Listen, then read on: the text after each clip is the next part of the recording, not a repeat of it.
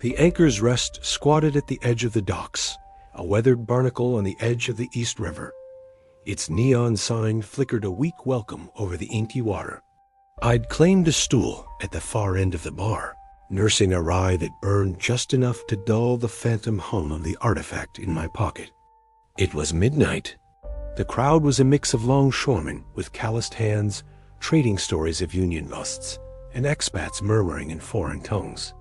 It was a stew of the war's displaced, all looking for a little peace in anonymity. I watched the door, my mind drifting back to the war, back to that foxhole camaraderie, how trust always felt like you were living on borrowed time. Then she slipped in, Mallory and Vlismas. Her silhouette cut through the smoky haze like a well-honed blade.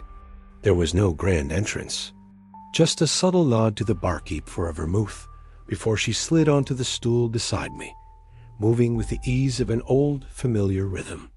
Fashionably late, as always, I quipped, my voice a low rumble. Thought you'd gotten cold feet, or maybe tangled in some uptown intrigue. Hilara's lips quirked into a small smile.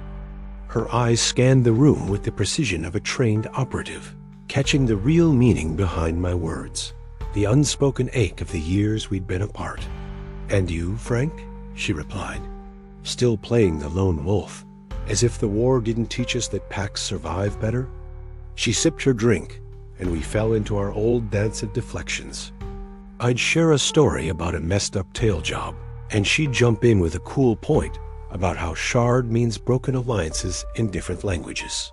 It was our way using banter as armor, a way to show the cracks without ever admitting we were broken. Before we could go any deeper, Lila Moreau materialized from the throne. Her red lipstick was a smudged emblem of haste, her eyes darting around like a cornered informant. "Not here," she whispered, gesturing to a shadowed booth in the back, where the jukebox's croon would muffle our voices.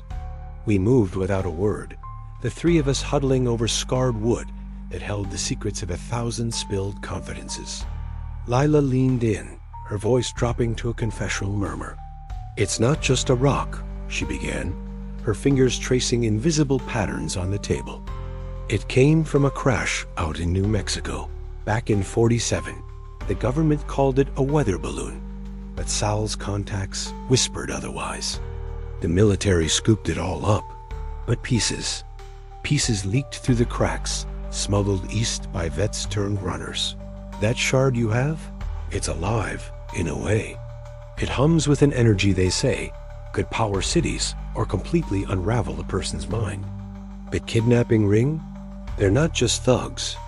They're middlemen for bigger fish feds, foreign agents using the victim's connections to reclaim it before it hits the open market.